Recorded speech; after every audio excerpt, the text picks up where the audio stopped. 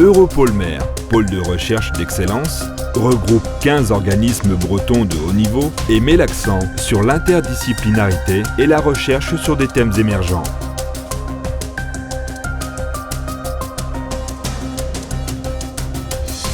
Europôle Mer a pour principal objectif d'augmenter et d'améliorer la visibilité de la recherche française dans le domaine de la mer et du littoral au niveau national, européen et international.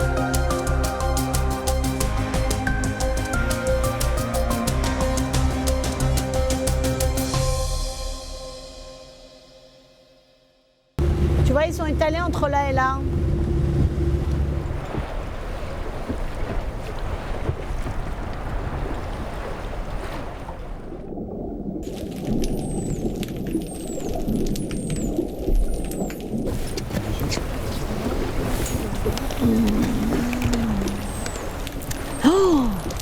Oh là là, le bazar. Incroyable. Dans le cadre de Mer Calme, en écoutant la mer, on a vu qu'on pouvait exploiter plus que juste les bateaux et les mammifères marins. Donc ces bruits des bestioles qui vivent sur le fond, par exemple du benthos, étaient très présents tout le temps. Une des idées fondatrices du projet Mer Calme, c'était qu'on voulait développer des méthodes qui fonctionnent dans des applications multiples. En fait, que l'on observe des coquilles Saint-Jacques ou des bateaux, on utilise les mêmes systèmes, des hydrophones, ce qu'on appelle large bande, et dont on va traiter les données différemment suivant la finalité. Ce programme de recherche mariant écologie marine et développement de nouvelles technologies est un des axes soutenus par Europôle Mer.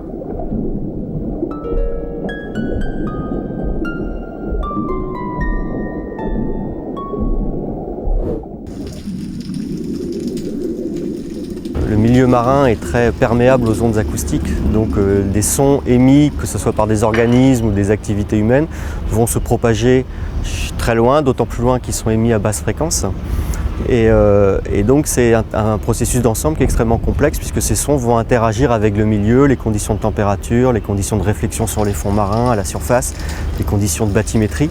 Et donc tout ceci va générer un chorus dans l'océan qui est utile d'abord parce qu'il permet de caractériser un petit peu ce qui se passe dans l'océan pour maîtriser ce qu'on y fait. Donc en fait l'homme introduit beaucoup de sons dans l'eau, donc ce son peut avoir des impacts néfastes sur certains organismes marins, par exemple les cétacés ou même des organismes beaucoup plus petits comme les coquilles ou les crevettes.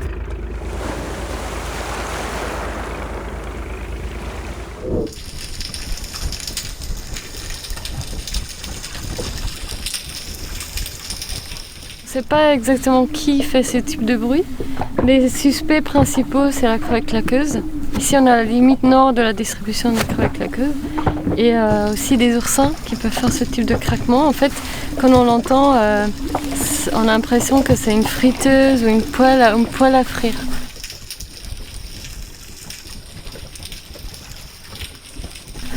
Et ça c'est les bestioles qui vivent sur le fond qui font ce type de bruit et qui font la majorité des bruits naturels, biologiques dans ces zones côtières, c'est eux. C'est pas forcément les mammifères marins qui produisent le plus de son. C'est involontaire, souvent c'est pas volontaire comme pour les dauphins ou certains poissons. Donc c'est des mouvements par exemple qui font craquer les squelettes, qui font ces bruits.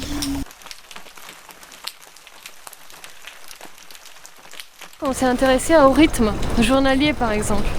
Et on a vu effectivement qu'au lever de soleil, au coucher de soleil, il y avait des pics très importants dans ces bruits benthiques, dans ces claquements. Et aussi que la nuit, il y avait plus d'activité benthique plutôt que dans le jour.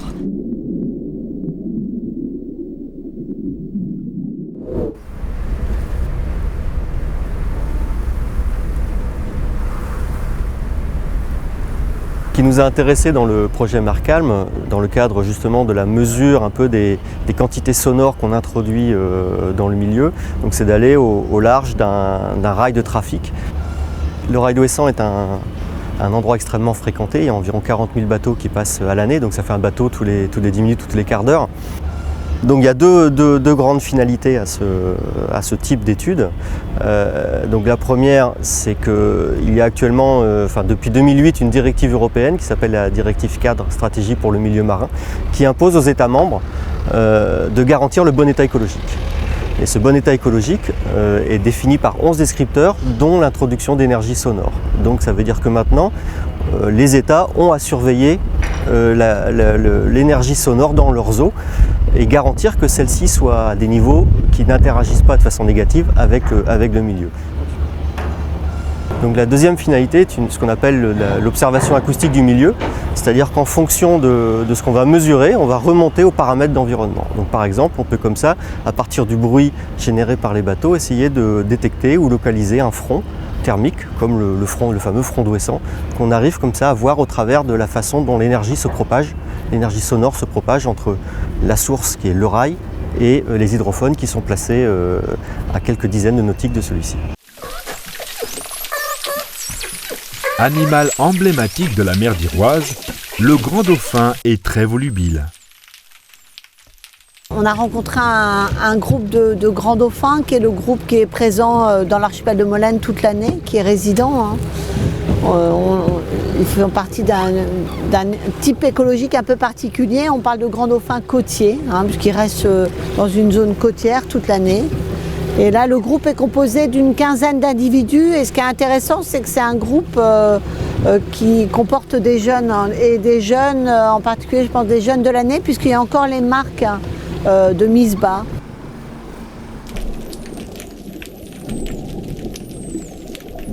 Dans le groupe, on retrouve des individus aussi qu'on connaît depuis longtemps dans l'archipel de Molène. Et ça fait partie du travail de l'équipe d'Oceanopolis, c'est-à-dire un suivi des populations de grands dauphins dans l'archipel de Molène.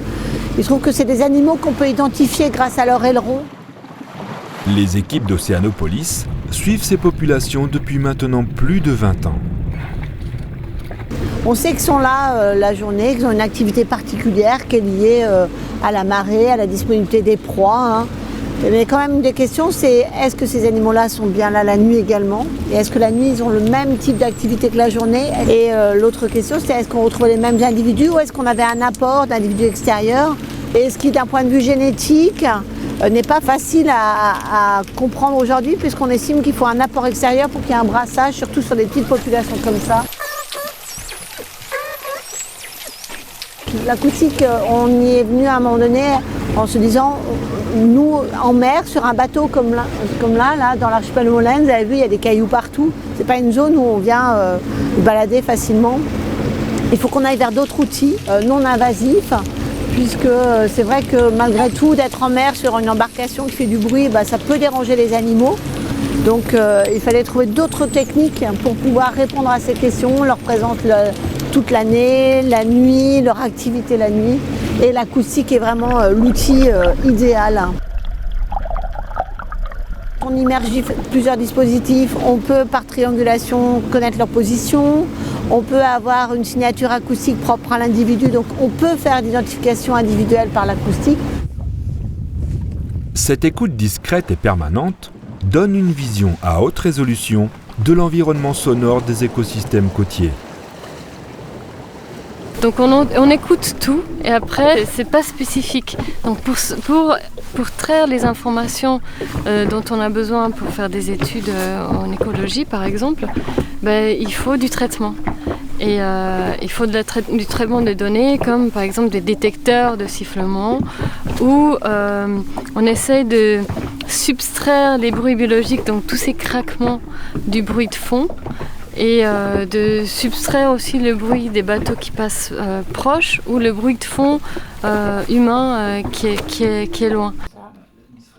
Au sein de l'ENSTA Bretagne, l'équipe de Cédric Gervaise travaille à la mise au point d'algorithmes permettant d'extraire les sons les plus ténus.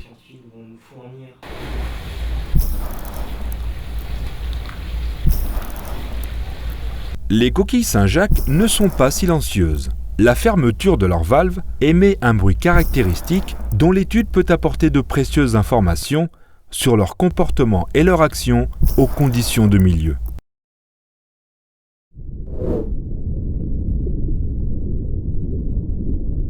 Dans ce chorus sous-marin, les acteurs sont multiples et la partition jouée par l'homme est souvent dominante.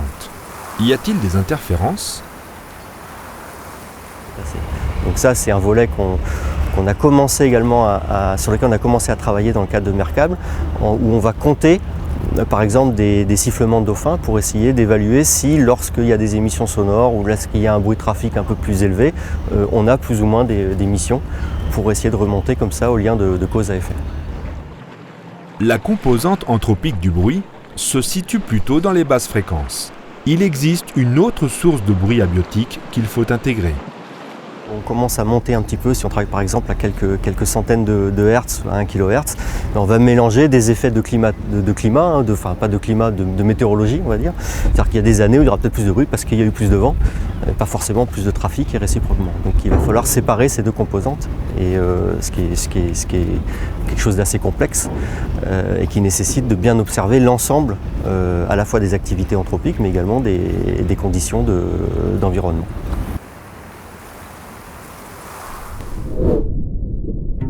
Le projet Mercalm a initié un travail collaboratif extrêmement fructueux. Il a permis plusieurs publications scientifiques originales présentant la richesse sonore sous-marine. Ce fut par exemple cette étude menée en collaboration avec Laurent Chauveau et les benthologues de l'IUEM sur les bruits des coquilles Saint-Jacques et ses implications écologiques. Ces travaux ont ouvert un nouveau champ de recherche regroupant différentes disciplines de façon durable.